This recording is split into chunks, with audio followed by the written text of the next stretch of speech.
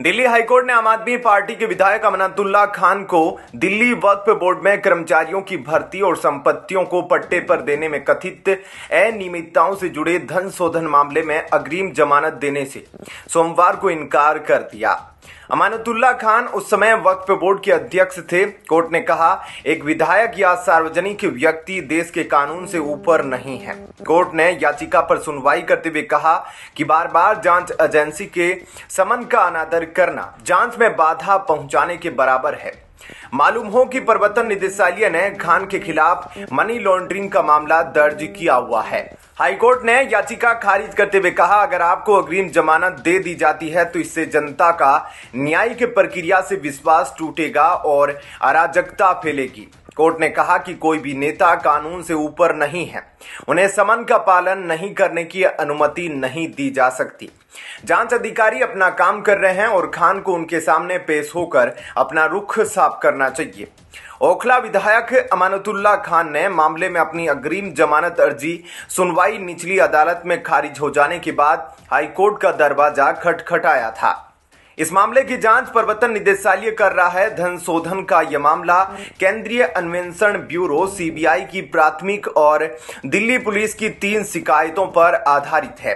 Court ने विधायक से जांच में पूरी तरह सहयोग करने के लिए कहा और कहा कि किसी सार्वजनिक व्यक्ति द्वारा जांच एजेंसी के साथ सहयोग करना भी सार्वजनिक सेवा है, क्योंकि जनता किसी जांच एजेंसी द्वारा लगाए गए आरोपों के बारे में कानूनी प्रतिनिधि से जानने की हकदार है।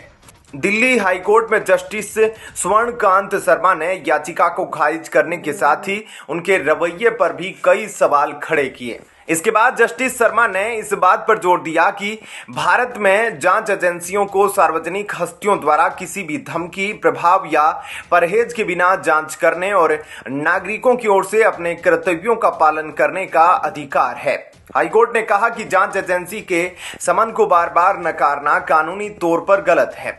जस्टिस स्वर्णकांत शर्मा ने जजमेंट में कहा कि prevention of money laundering act के तहत जांच के दौरान जमा किए गए अहम सबूतों से पता चलता है कि आवेदक ने कथित तौर पर दिल्ली वक्फ बोर्ड में अवैध तरीके से भर्तियां की, बोर्ड की संपत्तियों को अनुचित तरीके से पट्टे पर देकर अपनी भ्रष्ट और अवैध गतिविधियों से अपराध की आय की रूप में मोटा पैसा बनाया। यह सब 2015 के बाद तब हुआ जब वे DWB के अध्यक्ष और ओखला विधानसभा के विधायक के रूप में एक लोक सेवक थे।